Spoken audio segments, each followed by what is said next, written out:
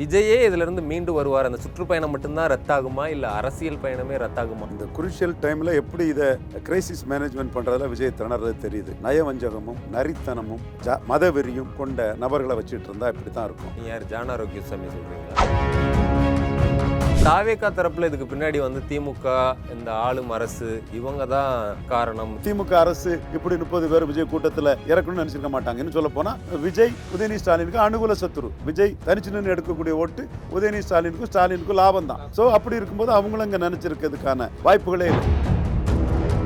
கள்ளக்குறிச்சி சாராய சாவை விஜய் பார்த்துட்டாரு. போலிங் குறையினாங்க, போலிங் குறையல. திமுகவுக்கு போலிங் குறைன்னு சொன்னாங்க, திமுகவுக்கு போலிங் குறையல. நோட்டாவுக்கு 50,000 ஓட்டு ஆன்லைன் ஓட்டு விஜய்க்கு இருக்குது, நோட்டாவுக்கு ஓட்டு கூடுனாங்க, நோட்டாவுக்கு ஓட்டு குறைஞ்சு போச்சு. அப்பதான் ஜான் ஆரோக்கியசாமி காலையில இருந்து சாயங்காலம் வர சீமான்ட்ட பேசுவாரு. விஜய்க்கு 20% ஓட்டு இருக்கு, பேசி விட்டுருங்க விஜய், பேசி விட்டுருங்க, பேசி விட்டுருங்க, பேசி விட்டுருங்க, பேசி விட்டுருங்க. அது ஒரு சனியன், இது ஒரு சனியன், 2 சனியனுக்கு சட்டையும் போட்டு ஒரு கொடுஞ்சனியனா வந்து நிக்கலாம் ஜாலி அடிச்சுட்டு இருந்தாப்புல. இந்த ஒரு சம்பவம் நடந்ததும் தம்பின்னு விஜய் மேல உருகி அவன் மேல எந்த தப்பும் கிடையாது, மனசு எவ்வளவு பாடுபட்டு இருக்குன்னு சீமான் அதுல வந்து ஸ்கோர் பண்ணிட்டு போயிட்டாரு. காரணம் சீமானுக்கு டார்கெட் எடப்பாடி பழனிசாமியை பலகீனப்படுத்தி தான் 1% இருந்து 8% வந்திருக்கிறாரு. விஜய் எடப்பாடி பழனிசாமியை பலகீனப்படுத்த நினைக்கிறாரா பலப்படுத்த நினைக்கிறாராங்கிறதே மர்மம் முடிச்சாரு. எடப்பாடி பழனிசாமி தினகரனையும் ஓபிஎஸ்ஸையும் எதிர்கொள்றதுக்கு பசுமன் முத்துராமலிங்க தேவர்னு சொல்றாரு. சீமான் உடனே அடிச்சு தூக்கி வீசுறாரு எடப்பாடி பழனிசாமியை. எஸ், இதுல விஜய்க்கு கருத்து என்ன? அப்ப நீங்க எடப்பாடி கூட கூட்டணி போறதுக்காக இதுல பயில் சொல்லாம இருக்கீங்களா?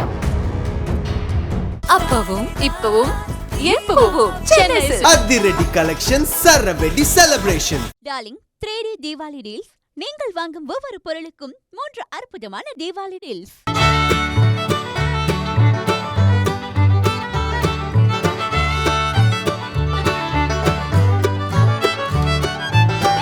குமுதம் நேயர்களுக்கு வணக்கம். இன்று நம்மோடு சிறப்பு நேர்காணலுக்கு சிறப்பு விருந்தினராக அரசியல் திறனாய்வாளர் ரவீந்திரன் துரைசாமி அவர்கள் இணைந்துள்ளார். அவரை நிகழ்ச்சிக்கு வரவேற்போம். வணக்கம் சார். வணக்கம் ராஜா, எப்படி சார் இருக்கீங்க? நல்லா இருக்கும் தம்பி.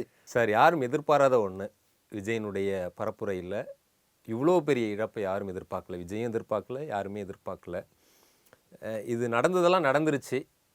ஆனால் விஜய் வந்து அப்போ கூட எதுவும் ரியாக்ட் பண்ணலன்னு கூட பரவாயில்ல அப்படின்றாங்க. ஆனால் 2 நாளாகவும் பெருசாக அந்த மக்களை போய் பார்க்குறதுக்கோ இல்லை அவங்க கட்சியில் கூட யாரும் போய் பார்க்குறதுக்கோ பண்ணலைன்ற விமர்சனத்தையும் அவர் சந்திக்கிறாரு. விஜயே இதிலிருந்து மீண்டு வருவார், அந்த சுற்றுப்பயணம் மட்டும்தான் ரத்தாகுமா இல்லை அரசியல் பயணமே ரத்தாகுமான்னு சில விஷயங்கள்லாம் போகுது. என்ன ஆகும் விஜயனுடைய அரசியல் எதிர்காலம்? அதாவது இந்த குருஷியல் டைமில் எப்படி இதை கிரைசிஸ் மேனேஜ்மெண்ட் பண்ணுறதுல விஜய் திணறது தெரியுது. நயவஞ்சகமும் நரித்தனமும் மத வெறியும் கொண்ட நபர்களை வச்சுட்டு இருந்தால் இப்படி தான் இருக்கும். அது உங்களுக்கே அந்த நயவஞ்சகமும் நரித்தனமும் மத வெறியும் இருக்கணும். அப்போ தான் உங்களுக்கு அந்த ஒரு பரந்துபட்ட பார்வையும் ஒரு கிரைசிஸ் மேனேஜ்மெண்ட் எப்படிங்கிறதும் உங்களுக்கு தெரிய வராமல் போகிறதுக்கு காரணம் அந்த குறுகிய எண்ணம் கொண்ட நபர்கள் உங்களை சுற்றி இருக்கிறது தான். நீங்கள் யார் ஜான் ஆரோக்கியசாமி சொல்கிறீங்களா? நான் யாரை சொல்கிறேன்னு விஜய்க்கும் தெரியும், நான் எந்த நபரை சொல்கிறோமோ அந்த நபருக்கும் அது தெரியும். பட் அந்த நபர் வந்து விஜய் கிட்ட விஜய் பற்றிய மதிப்பீட்டில் யதார்த்தத்தின் தாண்டி விஜய் எப்படி தன்னை நினைக்கிறாரோ அதே மாதிரி அந்த நபரும் யதார்த்தத்தின் தாண்டி விஜயை நினைக்கக்கூடியவர். அந்த இடம்தான் நமக்கும் அவங்களுக்குள்ள கிளாஷ் ஆகக்கூடிய இடம். அது ப்ரூவ் பண்ணாதான் நீ நினைக்கிறது கரெக்டு. இது கிளைம் இஸ் நாட் ட்ரூ. நான் உன்னை இன்எலிஜிபிள், நாட் காம்பிட்டன்ட், மண்குதிரைங்கிறேன். நீ மண்குதிரையா என்னங்கிறது 26 மே மாதம் ரிசல்ட்டில் தான் தெரியும். நீ கிளைம் பண்ணுறதே எல்லாரும் ஒத்துக்கிடும்னு நினச்சிக்கிட்டு 10 கோடி ரூபா கொடுத்து ஆணவத்தில் வந்து பலகீனமான நபர்களை பயன்படுத்தி என்ன விமர்சனம் பண்ணுறது மற்ற மாதிரிப்பட்ட பொறுக்கித்தனங்களை நீங்கள் பண்ணிட்டு இருந்தீங்க. நான் இவ்வளோ பொறுக்கித்தனத்துக்கு பிறகு இன்னைக்கு சொல்கிறேன், யாரையும் ப்ளேம் பண்ண முடியாது. விஜய் இதை நான் ப்ளேம் பண்ண விரும்பலை. இது ஆக்சிடெண்ட்டு, விபத்து, things are not deliberately made, simply அது அக்கர்ட் ஆயிட்டு. யாரும் எதிர்பார்க்கல, யாரும் இப்படி நடக்கணும்னு நினச்சிருக்க மாட்டார். விஜய் இப்படி ஒரு இது நடக்கணும்னு கண்டிப்பாக நினச்சிருக்க மாட்டார். திமுக அரசு இப்படி 30 பேர் விஜய் கூட்டத்தில் இறக்கணும்னு நினச்சிருக்க மாட்டாங்க. இன்னும் சொல்ல போனால் விஜய் உதயநிதி ஸ்டாலினுக்கு அனுகூல சத்துரு. விஜய் தனிச்சு நின்று எடுக்கக்கூடிய ஓட்டு உதயநிதி ஸ்டாலினுக்கும் லாபம் தான். ஸோ அப்படி இருக்கும்போது அவங்களும் இங்கே நினச்சிருக்கிறதுக்கான வாய்ப்புகளே இல்லை. எப்படி சசிகலா அம்மையாரை நம்ம நடராஜனை என்னைக்கு ஜெயலலிதா அம்மையார் ஹாஸ்பிட்டலைஸ் ஆனாங்களோ அன்னைக்கு பாரத் பதக் மூலமாட்டும் மற்ற குஜராத் டீம் மூலமாட்டும் மோடியை பயன்படுத்தி இவங்களை முடிச்சு கட்டுவோம் நம்ம சொல்லி நம்ம செயல்பட்டோம். ஒவ்வொரு கட்டத்திலையும் செயல்பட்டோம். கவர்னர் வரமாட்டார், ஆகஸ்ட் 15 விடுதலை இல்லை, சத்யன் குருமூர்த்தி சொன்னாலும் அங்கே ஒன்றும் நடக்காது, நாங்கள் சொல்கிறதான் நடக்குன்னு நடராஜனுக்கு எதிராக பண்ணின நாமளே சசிகலா அம்மையார் உண்மையிலே ஜெயலலிதா மரணத்துக்கு மனசார கஷ்டப்பட்டிருப்பாங்க. ஒரு தோழியின் மரணத்துக்கு 30 வருஷமா கூட இருந்த ஒரு தோழியின் மரணத்துக்கு வேதனைப்பட்டிருப்பாங்க. அவங்கள இந்த விஷயத்தில் நாங்கள் என்னைக்கும் குற்றம் சாட்ட மாட்டோம். தரக்குறைவாக அவங்கள சொல்கிறதும் ஏற்றுக்கொள்ளத்தக்கதில்லைன்னு அன்னைக்கே எந்த சசிகலா அம்மையாரை யாரும் நினைக்க முடியாத நாங்கள் சாதித்த நாங்களே சசிகலா அம்மையார் ஜெயலலிதாவின் உயிர் தோழி உண்மையிலே வருத்தப்பட்டிருப்பாங்கிற கருத்தை தான் சொன்னோம். இன்னைக்கு சசிகலா அம்மையாருக்கு 7 கட்ட 8 கட்ட அடியாளுகள்கிட்ட போய் நின்று பொழப்புக்காக தலைவா படத்துக்குள்ள போன விஜயை கூட நாங்கள் குற்றஞ்சாட்டலை. விஜய்க்கு எந்த குற்றமும் இல்லை. அவருக்கு மென்ஸ்டீரியா கிடையாது. மென்ஸ்டீரியான்னா அவருக்கு நோக்கம் எதுவுமே இதெல்லாம் நோக்கமே 100% கிடையாது. அவருக்கு இந்த மாதிரிலாம் நடக்கணுங்கிற எந்த ஒரு எண்ணமும் யாருக்கும் இருக்க முடியாது. நோக்கம் இருக்க முடியாது, அது எல்லாரும் புரிஞ்சுக்க முடியுது. ஆனால் அந்த மாதிரியான ஒரு சம்பவம் நடக்கிறதுக்கு காரணமாயிட்டாரோ, அதுக்கு வழிவகுத்துட்டாரோ அப்படிங்கிறது இருக்குல்ல, அது விஜயோ இல்லை விஜய் நீங்கள் சொல்கிற டீம் பின்னாடி அது சரியாக திட்டத்தை, ஏன்னா எவ்வளோ கூட்டம் வருதுன்னு தெரியுது. இனிமேல் இதில் குறை சொல்லி பிரயோஜனம் இல்லை. நடந்தது நடந்தாச்சு. அடுத்து இந்த மாதிரிப்பட்ட விஷயங்கள் வராமல் விஜயம் பார்த்துக்கணும், காவல்துறை அதிகாரிகளும் பார்த்துக்கணும். நான் காவல்துறையும் குறை சொல்லலை. எல்லா காவல்துறையுமே என்னைக்குமே இன்ஆக்ஷனும்பான் அல்லது ஓவர் ஆக்ஷன்பான். அட்ராக்டாக கரெக்டாக அப்ரோப்ரியேட்டாக போலீஸ் செயல்பட்டான்னு என்றைக்குமே நம்ம போலீஸை சொல்ல போகிறது கிடையாது. கலவரக்காரன் மேலே போயிட்டானா போலீஸ் பிடுங்கவா செய்தான்பான். கலவரக்காரர்களை சுட்டா போலீஸ் ஓவராக சுட்டுட்டான், கண்ணீர் புகை வீசியிருக்கலாம், எடுத்த அடுப்பிலே சுட்டுட்டான்பான். ஸோ இதெல்லாம் ஒரு யாருமே ப்ரிப்பேர்டாக ஜட்ஜ் பண்ண முடியாது. சிம்பிளி அக்கர்டு, அவ்வளோதான். அந்த சூழலில் அது நடந்துடுச்சு.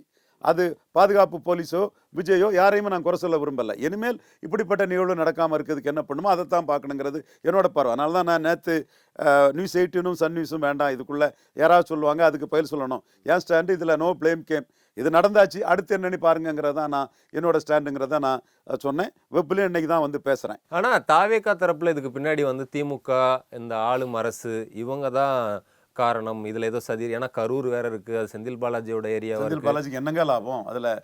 கொஞ்சம் ஆட்கள் செத்து இல்ல, அவங்க அப்படி ஒரு சந்தேகத்தை கிளப்புறாங்க. பிளேம் கேம் எல்லாரும் சொல்றாங்க. அதே மாதிரி விஜய திமுக தரப்பு, திமுக ஆதரவு அரசியல் விமர்சனம்லாம் அடிச்சு நொறுக்குறாங்கல்ல, அதே மாதிரி விஜய் தரப்பும் அடிப்பாங்க. இது ஒன்றும் பொலிட்டிக்கல் இம்பாக்டே கிடையாதுங்க.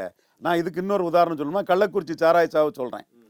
நீங்க உங்க இதுலயே நான் சொல்லியிருப்பேன்னு நினைக்கிறேன், ஓப்பனா சொல்லியிருப்பேன். எல்லாம் நோட் பண்ணி பாருப்பா. கள்ளக்குறிச்சி சாராய சாவில் நான் என்ன சொன்னேன்னு விக்கிரவாண்டி ரிசல்ட்டுக்கு முன்னே சொன்னேன். கள்ளக்குறிச்சி சாராய சாவு விக்கிரவாண்டியில் பிரதிபலிக்காது. ஆம்ஸ்ட்ராங் மர்டர் விக்கிரவாண்டியில் பிரதிபலிக்காது. ஆம்ஸ்ட்ராங் ஒரு பெரிய மக்கள் தொண்டர், ஆயிரக்கணக்கான பேருக்கு வாழ்வழித்தவர், எம்போர் பொண்ணவர், சகோதரர், அது நான் மறுக்க வரல. பட் இந்த மர்டர் விக்கிரவாண்டியில் பிரதிபலிக்காது. அன்னைக்கு அந்த மர்டர் மாற்று ஆட்கள் பண்ணாங்களா, அவங்க ஆட்களுக்குள்ளே நடந்தான்னு பல இதுகள் இருந்தாலும் கூட ஓட்டோர் மேபி இது விக்கிரவாண்டியில் பிரதிபலிக்காது. ஏன் திமுகவா இதை பண்ணிச்சு? இல்லைல்ல, அது ஏதோ நடந்துருச்சு, நம்ம அது போயிட்டு இருக்கு. இப்போ சிபிஐக்கு போகுது, law take it own course of action. அதே மாதிரி கள்ளக்குறிச்சி சாராய சாவும் 60 சாவுன்னு நினச்சான். ஓகே, அது மக்கள் இப்படி தான் பார்ப்பாங்க. இனிமேல் கள்ளக்குறிச்சி சாராய சா மாதிரி வராமல் இருக்கிறதுக்கு என்ன பண்ணணுமோ அது பண்ணணும். ஆனால் அது ஓட்டிங்கை பாதிக்காது. வன்னியர் பறையர் போலரைசேஷன் தான் வரும்னு சொன்னேன். 55% வாக்கு திமுக எடுக்கும்னு சொன்னேன். 63 எடுத்தாங்க. 25% வாக்கு பாமக எடுக்கும்னு சொன்னேன். டாக்டர் ஏவன் சொல்லணும், அன்புமணியும் சொல்லணும். நான் அன்றையா மட்டும்தான் சொல்கிறது வழக்கம். இப்போ அன்புமணியை சொல்லணும்னா பாலு கோவிச்சுக்குவார். ஸோ 2 பேரையும் சொல்லிக்குவோம். பாமக 25% எடுக்கும்னு சொன்னேன். 29 எடுத்தாங்க. அப்போது கள்ளக்குறிச்சி சாராய சாவை விஜய் பார்த்துட்டாரு. போலிங் குறையுன்னாங்க, போலிங் குறையல. திமுகவுக்கு போலிங் குறையுன்னு சொன்னாங்க, திமுகவுக்கு போலிங் குறையல. நோட்டாவுக்கு 50,000 ஓட்டு ஆன்லைன் ஓட்டு விஜய்க்கு இருக்குது, நோட்டாவுக்கு ஓட்டு கூடுன்னாங்க. நோட்டாவுக்கு ஓட்டு குறைஞ்சி போச்சு. அப்பந்தான் ஜான ஆரோக்கியசாமி காலையிலேருந்து சாயங்காலம் வர சீமான்ட்ட பேசுவார். விஜய்க்கு 20% ஓட்டு இருக்கு, பேசி விட்டுருங்க விஜய், பேசி விட்டுருங்க, பேசி விட்டுருங்க, பேசி விட்டுருங்க பேசுவார். ஆமாம் பேசுவார். பேசி விட்டுருங்க, பேசி விட்டுருங்க, பேசி விட்டுருங்க. ஏய், நீ நடுநிலம் மைக் படத்தை போட்டு மக்களவையில் ஓட்டு கேட்டவன் போட்டு ஒரு ரேகை காட்டினவன் நடுநிலைமை பண்ணிட்டான். ஏன்னா சீமானுக்கு 5.5% ஓட்டு தாங்க இருக்குது. அது 6 வந்துன்னா விஜய்க்கு 1% தான் கிண்டல் பண்ணுவாங்கிறக்கா நடுநிலைன்னு சொல்லிட்டு விஜயை பெரிய ஆள் மாதிரி சீமானும் பேசணும்னாப்புல. அப்போ நான் தான் சொன்னேன் இதுதான் நடக்க போகுது, ஜான் ஆரோக்கியசாமிக்கு தெரியாது அப்படின்னு சொல்லி. பட் சீமான் கூட அதில் ஓட்டு வருமோங்கிற எண்ணத்தில் அண்ணனும் தம்பியும் சேர்ந்தா உதயநிதி ஸ்டாலினை விட்டுருவோமானாப்புல. இது இந்த களத்துக்குள்ளே இல்லாத ஒரு அரசியல். போலரைசேஷன் தான் அங்கே வரும். போலரைசேஷனை மாரி சீமான் நின்னது போல்டு. போலரைசேஷனை வந்து கண்டு பயந்து எடப்பாடி பழனிசாமி ஓடுனது வீக்னஸ், விஜய் நிற்காதது ஓடுனது வீக்னஸ். வன்னியர் பரையர் போலரைசேஷனா எங்களால் ஸ்டாப் பண்ண முடியாதுன்னு ஓடுனது தான் வீக்னஸ். அது எடப்பாடிக்கும் வீக்னஸ், விஜய்க்கும் வீக்னஸ். சீமான் அதுக்கு பிறகு தான் தெரிஞ்சுக்கிட்டு ஈரோடு கிழக்கில் அடித்து நொறுக்கிட்டார். விஜயெல்லாம் ஒரு ஆளே இல்லைன்னு அடித்து தள்ளிட்டு, அதான் தம்பி இடும்பவன் கார்த்திக்கும் விஜயெல்லாம் ஒரு ஆளே இல்லைன்னு எஸ்டாப்ளிஷ் பண்ணிட்டார். இப்போ விஜய்க்கு தேவை 26 தன் பலத்தை நிரூபிக்கணும். நீ பலம் நிரூபிக்காதவர் அன்டெஸ்டட் நாட் ப்ரூவ்டு தான். நீ வந்து மண்குதிரங்கிறது என் கருத்து. இன்கேபபிள் நாட் காம்பிட்டன்ங்கிறது என் கருத்து.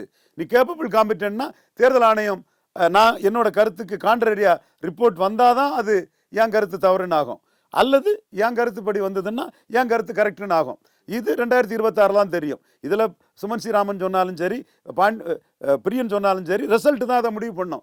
எவனும் ரிசல்ட்டுக்கு முன்னே சொல்கிறதெல்லாம் கரெக்டாக இருக்க முடியாது. அது ஆணவமத்திலும் அகங்காரத்திலையும் பேசுறது. நீ மண்குதிரை இன்எலிஜிபிள்னு ஆவங்கிறது என் கருத்தை நான் சொல்கிறேன். அது தொடர்பாக தான் விஜய் சம்பந்தப்பட்ட பல விஷயங்கள்லையும் லீடர்ஷிப் குவாலிட்டி இல்லைன்னு போகுது. சீமானுக்கு லீடர்ஷிப் குவாலிட்டியை பாருங்கள். விஜய் டீஸ் பண்ணிட்டு இருந்தாப்புல, யூ டீசிங் மாதிரி விஜய் டீசிங்கை ஓட்டிட்டு இருந்தாங்க. மக்களுக்கெல்லாம் ரொம்ப என்டர்டெயின்மெண்ட். அது ஒரு சனியன், இது ஒரு சனியன், 2 சனியனுக்கு சட்டையும் போட்டு இது ஒரு கொடுஞ்சனியனா வந்து நிற்கலாம் ஜாலி அடிச்சுட்டு இருந்தாப்புல. தர்க்க ரீதியாக வைக்கக்கூடிய கேள்விகளுக்கெல்லாம் விஜய்கிட்ட பதில் இல்லாமல் திணறிட்டு இருந்தாங்க. விஜய் போடலைன்னாலும் ட்விட்டரில் சீமான் வழியை போடக்கூடிய அவங்க தாவேக்கா தொண்டர்களாவது போடலாமே. தம்பி கொள்கை எதிரின்னு சொன்னால் அப்போ கொள்கை நண்பனா காங்கிரஸ், அரசியல் எதிரின்னு சொன்னால் அப்போ திமுக அரசியல் நண்பனா, அண்ணா திமுக நண்பனான்னு ஒவ்வொரு கேள்வியாக போட்டு லாஜிக்கலாக அடிச்சுக்கிட்டு என்டர்டெயின் பண்ணிட்டு இருந்தார். அது ரஜினி பட காமெடி, விஜய் பட comedy, Goundamani Senthil comedy track மாதிரி சீமான கவுண்டமணி ஆட்டம் விஜய் செந்திலாம் பார்த்து கவுண்டமணி செந்தில் காமெடி ட்ராக்கு கவுண்டமணி செந்தில் அடிக்கிற மாதிரி சீமான் அடிச்சுக்கிட்டே இருந்தார். அது ஒரு ஈவ் டீசிங் மாதிரி விஜய் டீசிங் ஜாலியாக ஓடிச்சு. ஆனால் இந்த ஒரு சம்பவம் நடந்ததும் தம்பின்னு விஜய் மேலே உருகி அவன் மேலே எந்த தப்பும் கிடையாது, மனசு எவ்வளோ பாடுபட்டிருக்குன்னு தெளிவாக விட விஜய்க்கு தான் மிகுந்த மனவேதனை இருக்குன்னு குறிப்பிட்டு சொல்லியிருக்காங்க. கண்டிப்பாக சீமான் அதில் வந்து ஸ்கோர் பண்ணிட்டு போயிட்டார். காரணம் விஜய் பல நிரூபிக்காத விஜய் சீமானுக்கு எதிரி அல்ல, சுமன் ஸ்ரீராமனுக்கு தெரியல, பாண்டேக்கு தெரியல, இவர் பிரியன் சகோதரர் தெரியல. எல்லாம் சகோதரர்களாம் நண்பர்கள் தான், ஒருத்தர் பார்க்கணும், அண்ணன் தம்பி நண்பர்கள் தான், அது வேற விஷயம். நான் அந்த விஷயத்தை சொல்றதுக்காக சொல்றேன். சீமானுக்கு டார்கெட் எடப்பாடி பழனிசாமி. எடப்பாடி பழனிசாமியை பலகீனப்படுத்தி தான் 1% 8% வந்திருக்கிறாரு. விஜய் எடப்பாடி பழனிசாமியை பலகீனப்படுத்த நினைக்கிறாரா பலப்படுத்த நினைக்கிறாராங்கிறதே மர்மம் முடிச்சா இருக்கு. இதுவரைக்கும் அவரு தான் சொல்லிட்டாரு, எடப்பாடியும் தான் விமர்சித்து பேசியிருக்காரு. அங்கே இது கொடநாடு கொலை வழக்கை பற்றி பேசாமல் எடப்பாடியோட கூட்டணி செல்லலான்னு நினைச்சாரு. எடப்பாடி பாஜக கூட சேர்ந்துட்டாரு, ஷாக்கு. எடப்பாடி பாஜக கூட சேருவாருன்னு நினைக்கல, ஷாக்கு. அதுக்கு காரணம் சீமான் சொல்கிறது தான். ஆடி டீம் மற்றும் பலரும் சீமானை சம்மதிக்க வச்சுட்டோம்னா மோடி சீமானை சிஎம்ஆ ப்ரொஜெக்ட் பண்ணிடுவாருங்கிற சூழ்நிலை வந்துருங்கிறதுக்காக எடப்பாடி வந்து அதை தடுக்கிறதுக்கு மக்களவையில் 15 எம்பியும் 2 மந்திரியும் வரக்கூடியதை கூட விட்டவர், ரோலே இல்லாத சட்டமன்றத்தில் பாஜக கூட அவர் வந்துட்டாருங்கிறது தான் உண்மை. அப்போது பாஜக ஓட்டை மதித்து எடப்பாடி விஜயை புறந்தள்ளிட்டார். நீங்கள் நாங்கள் பேசவே இல்லை, இந்த கொஸ்டின் எழாதுன்னு சொல்லலாம். அப்படி நாங்கள் முதல்ல சொல்லியிருக்கணும். அப்போ நீங்கள் தான் அதை ஃபீட் பண்ணீங்க. பேச்சுவார்த்தை நடந்தா நடக்கலையா நமக்கு தெரியாது. நடந்தது மாதிரி நீங்கள் பெரிய பிம்பத்தை கட்டி 117 எல்லாமே நீங்கள் பண்ணீங்க. அப்போ பாஜக தான் முக்கியம், விஜய் எனக்கு முக்கியம் இல்லை. ரவீந்திரன் துரைசாமி சொல்கிற மாதிரி பல நிரூபிக்காத கையில் வராத ஓட்டை யாரும் டிரான்ஸ்ஃபர் பண்ண முடியாது, அது ஜானகி சிவாஜி மாதிரி போயிடும்னு விஜயை வந்து எடப்பாடி ஒதுக்கிட்டான்னு தான் நம்ம அதை எடுக்க வேண்டியது இருக்குது. அதுக்கு பிறகு இப்போ அட்டாக் பண்ணுறீங்க, ஓகே, அது உங்கள் உரிமை. இன்னொன்று வந்து காங்கிரஸ் உங்கள்கிட்ட வரும்னு எதிர்பார்க்குறீங்க. இந்தியா கூட்டணியை ஸ்ட்ரெங்தன் பண்ண தான் ராகுல் நினைப்பார். உங்களை வேணால் ஒரு ராஜ்சபா ஈழத்தமிழர்கள் செத்தும் போது வந்தீங்க, அப்போ உங்களுக்கு ராஜ்சபா தரல, தப்பு தான். இப்போ வேணால் ராஜ்சபா தரேன், 1க்கு 2 தரேன், நீங்கள் பிசி ஆனந்துக்கும் கொடுத்துக்கிடுங்க, இது கர்நாடகாவிலேருந்து தரேன், ஸ்டாலின்கிட்ட பேசி 1 தரேன்னு அப்படி தான் இந்தியா கூட்டணியை ஸ்ட்ரெங்தன் பண்ணதுக்கு விஜயை ராகுல் பயன்படுத்துவாரே தவிர விஜயை பல நிரூபிக்காத விஜயை காங்கிரஸ் வந்து ப்ரொஜெக்ட் பண்ணி விட்டுட்டு விஜய் கிட்ட வர போறதில்ல. நீங்க அன்டெஸ்டட் நாட் ப்ரூவ்டு. நீங்க 2024 சிஏ எதிர்ப்புன்னு ஒரு 25% வாக்கு எடுத்திருப்பீங்கன்னா வந்துருவாப்புல. இப்போ இந்த கற்பனை ஓட்டு, ஏட்டு சொரக்கா ஓட்டு, கையில் வராத ஓட்டு, கதைக்கு உதவாத ஓட்டு, இதெல்லாம் 4 பேர் சீமான் மேலே வன்மத்திலையும் உதயநிதி ஸ்டாலின் வன்மத்திலையும் இல்லாத ஒன்றா பொய்யா மோசடியாக பேசிகிட்டு இருப்பான். பிளேயர் இதை ஏற்றுக்க மாட்டான். இப்போ நீங்கள் அந்த இடத்துக்குள்ளே நீங்கள் தினகரன் ஏற்றுக்கிறாருன்னு சொன்னால் அவருக்கு வேறு வழி இல்லை. அவருக்கு வேற ஆப்ஷன் கிடையாது. திமுக பக்கம் போகும் இல்ல, ஓபிஎஸ்க்கு டிஎம்கே ஆப்ஷன் இருக்கு, ஆனா டிடிவிக்கு கிடையாது. அவர் வந்து பெரிய லெவலில் கலைஞர் பேராசிரியர் மாதிரி நாளைக்கு ஒரு பெரிய இடம் கூட ஒரு 4 அமைச்சர்களில் 4 பேரில் ஒருத்தர் கூட ஓபிஎஸ் வந்துருவார். அதுக்கான ஆப்ஷன் இருக்கு. 3 தடவை ஸ்டாலினை பார்த்துட்டாரு, மணிக்கணக்கில் ஸ்டாலினை பார்த்து பேசியிருக்காரு. அந்த ஆப்ஷன் ஓபிஎஸ்க்கு இருக்கு. அதனால தான் இப்போ அந்த இணைப்பு அதுலெல்லாம் ஓபிஎஸ் கொஞ்சம் எவாசிவாட்டு போகக்கூடிய ஒரு தன்மை இருக்குது பார்த்தீங்களா. அப்போ ஸ்டாலின் ஏதோ ப்ராமிஸ் பண்ணிட்டாரு, நீங்கள் நம்பகத்தன்மை உள்ள ஆள், சார்ந்து நின்னாலும் விசுவாசமானவர் இருக்க இடத்துக்கு. அப்போ விசுவாசமானவங்களையே எடப்பாடி நயவஞ்சக நாட்டு ஏமாத்திட்டாப்புல. உங்களுக்குள்ள திறமையும் இருக்குது. சி சுப்பிரமணியம் மாதிரி ஃப்ளோர் லீடராக நீங்கள் இருந்தீங்கன்னா ஒரு திறமையான ஃப்ளோர் லீடர்.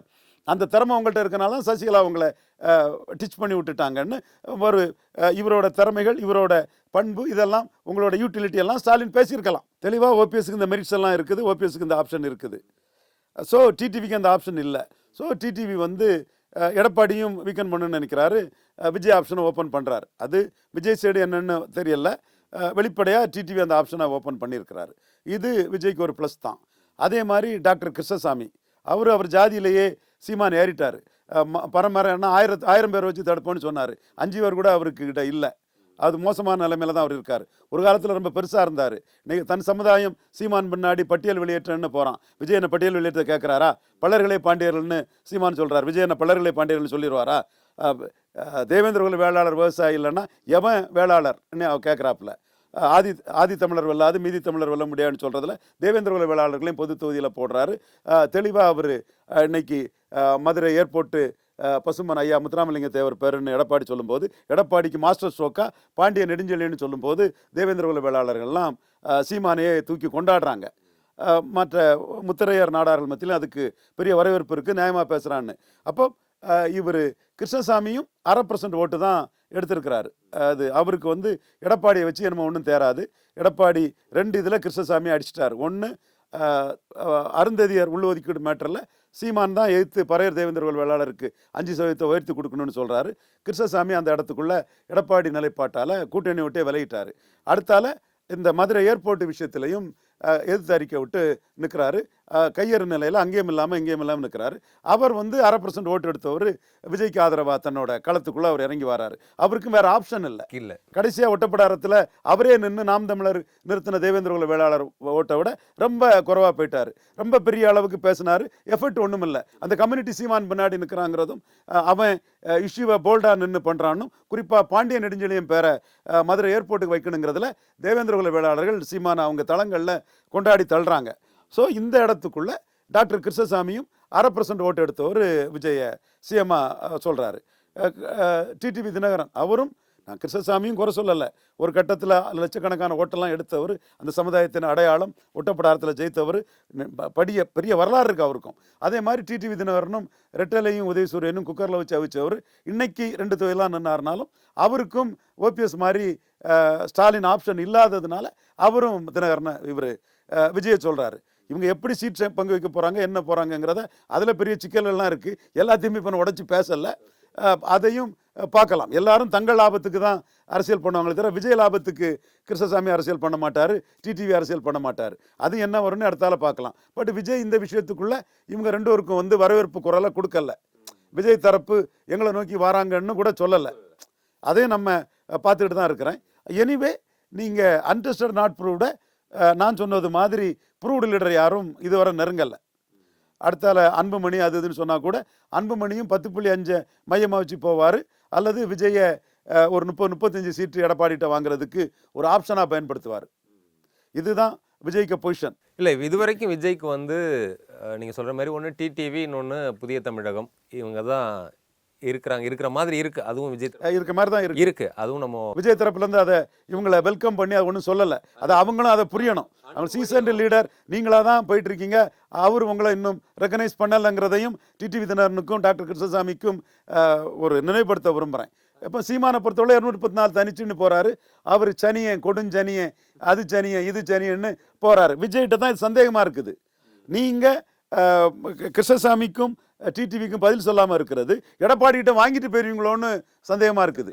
நீங்கள் டிடிவிக்கும் ஓபிஎஸ் இவர் டாக்டர் கிருஷ்ணசாமியும் கொடுக்க நிற்கிறீங்களா அல்லது எடப்பாடி கிட்ட கை நீட்டி வாங்க நிற்கிறீங்களான்னு தெரியல. சீமான் வந்து எடப்பாடி அடிக்கிறாரு. மதுரை முத்துராமலிங்க தேவர் ஏற்பாடுன்னு சொல்ல பாண்டிய மன்னன் நெடுஞ்செழியன்னு ரொம்ப போல்டாக அடிக்கிறாரு. மாஸ்டர் ஸ்ட்ரோக்கு தென் மாவட்டத்தில் அத்தனை சமுதாயங்களும் கொண்டாடுறான். தினகரனுக்கு நான் சுட்டி காட்டுறேன். முத்திரையர் கொண்டாடுறான், தேவேந்திர குல வேளாளர் கொண்டாடுறான், யாதவர் கொண்டாடுறான், முக்குலத்தோர் அகமுடையார் கொண்டாடுறான், நாடார் கொண்டாடுறான். அந்த அளவுக்கு சீமான் கரெக்ட்னு சொல்றாப்புல. அப்போ எடப்பாடி சொல்லக்கூடிய ஒரு இது நாட்டில் கலவரம் வரக்கூடிய வாய்ப்புள்ள ஒரு இதை ஒரு தரப்பு முத்துராமலிங்க தேவர் ஐயா வள்ளலாருக்கு இணையானவர், பொய் வழக்கில் பாதிக்கப்பட்டவர், அதெல்லாம் வேற விஷயம்.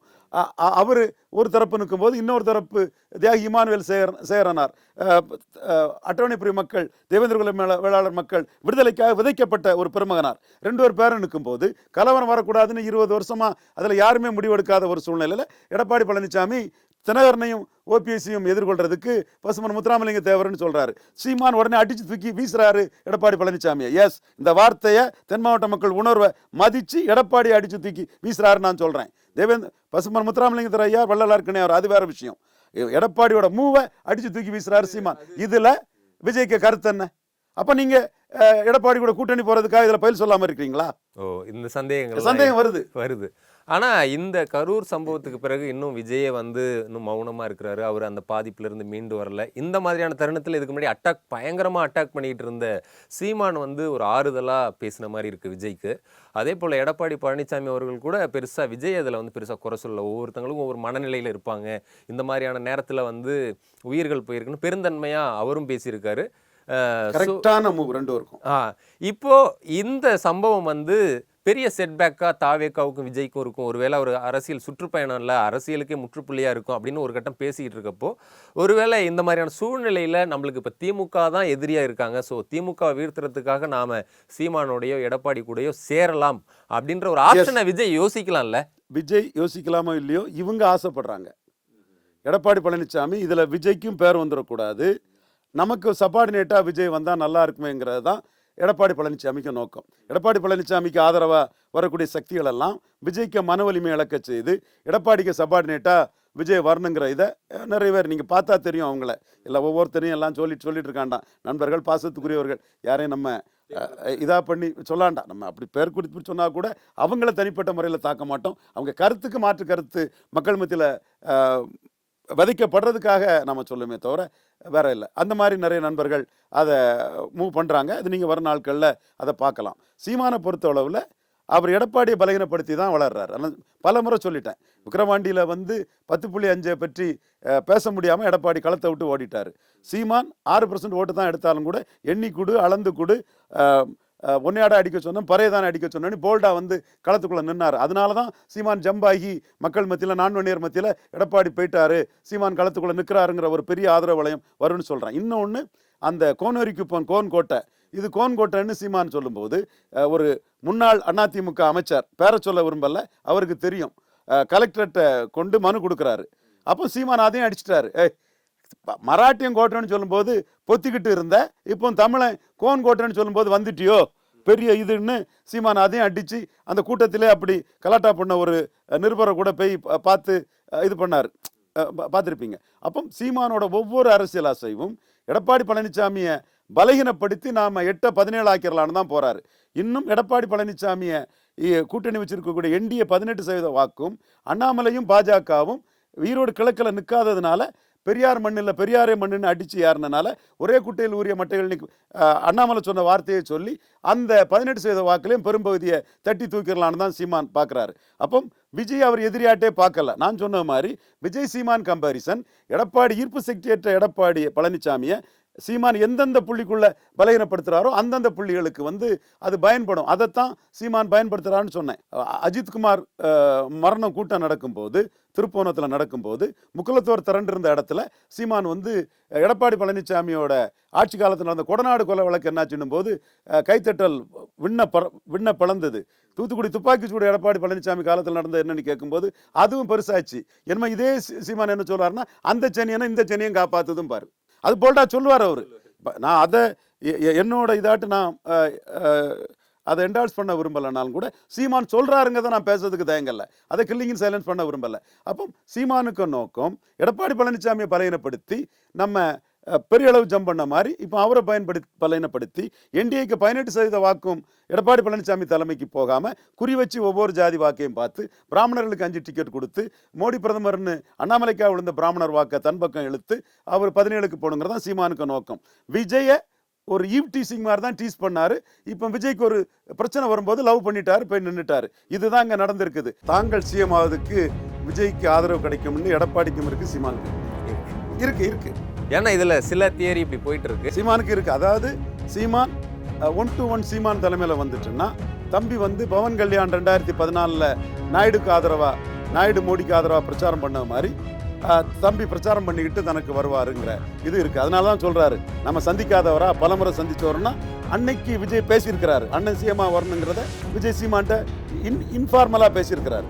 அப்போ அந்த நம்பிக்கையில தான் இன்னைக்கு வந்து விஜய விமர்சனம் பண்ணாம சாப்பிட்டா டீல் பண்ணிக்கிட்டு அப்படி சீமான் கடந்து போறாரு. ஸோ சீமானுக்கு வந்து தன்னை சீமா சொல்லி விஜய் பிரச்சாரம் பண்ணுவார் நாளைக்குங்கிற ஒரு எதிர்பார்ப்பு இருக்குது. அது விஜய் தான் முடிவு பண்ணணும். விக்கிரவாண்டி மாநாட்டுக்கு முன்னாடி சீமான் கிட்ட விஜய் குறித்து ஜான் ஆரோக்கியசாமி பேசியிருக்காரா? அவரை பத்தி எல்லாம் பேச சொல்லி அப்படி எதுவும் வலியுறுத்தி இருக்காரா? அப்பவும் இப்பவும் எப்பவும் சென்னை அதிரடி கலெக்ஷன் சரவெடி celebration. Darling 3D Deepavali deals. நீங்கள் வாங்கும் ஒவ்வொரு பொருளுக்கும் 3 அற்புதமான தீபாவளி டீல்ஸ்.